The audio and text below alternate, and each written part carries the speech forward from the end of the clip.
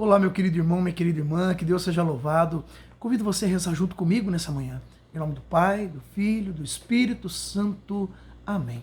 Do Evangelho do nosso Senhor Jesus Cristo, segundo São Marcos. Naquele tempo, os discípulos de João Batista e os fariseus estavam jejuando. Então vieram dizer a Jesus: por que os discípulos de João e os discípulos dos fariseus jejuam e os teus discípulos não jejuam? Jesus respondeu: os convidados de um casamento poderiam, por acaso, fazer jejum enquanto o noivo está com eles? Enquanto o noivo está com eles, os convidados não podem jejuar. Mas vai chegar o tempo em que o noivo será tirado do meio deles, aí então eles vão jejuar. Ninguém põe um remendo de pano novo numa roupa velha, porque o remendo novo repuxa o pano velho e o rasgão fica ainda maior. Ninguém põe vinho novo em odres velhos, porque o vinho novo arrebenta os odres velhos e o vinho e os odres se perdem.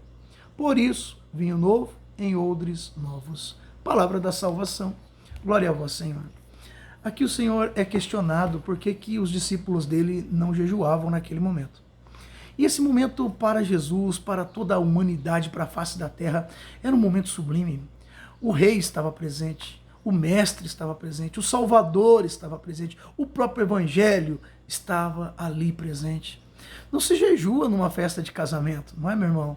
Quando somos convidados para uma festa de casamento, nós vamos para ela com o desejo de agraciar aquele momento dos noivos, compartilhar com eles a alegria, festejar a alegria daquele casamento.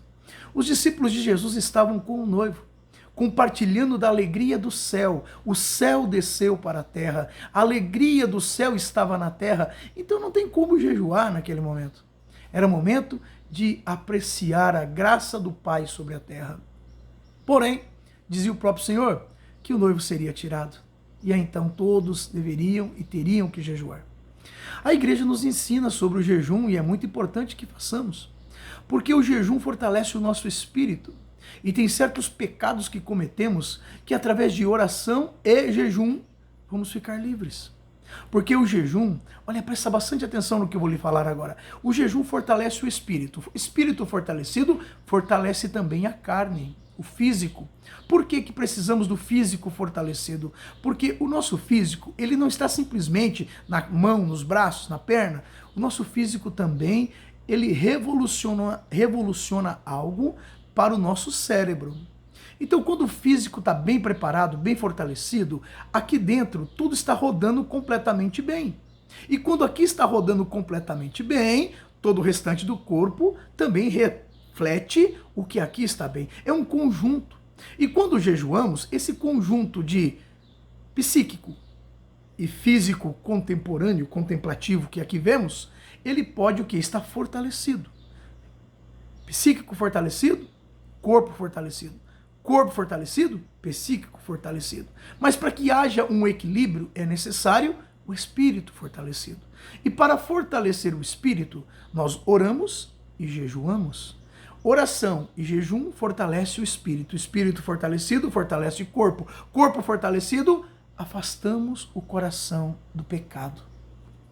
Por isso que Jesus falava que teriam dias que seria necessário o jejum. Então fica para nós nessa manhã algo muito importante: fortalecer o espírito para que o corpo esteja fortalecido diante das coisas as quais passamos.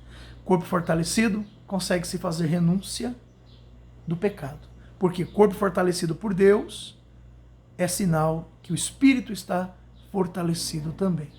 E o que fortalece? Oração e jejum. Deus te abençoe, meu irmão, Deus te proteja, que você possa fazer um plano esta semana de oração e de jejum. Fortalecer o espírito para que o corpo esteja fortalecido da graça do Pai. Deus te abençoe e proteja. Tenha um santo bom dia e uma semana abençoada. Em nome do Pai, do Filho e do Espírito Santo. Amém. Bom dia.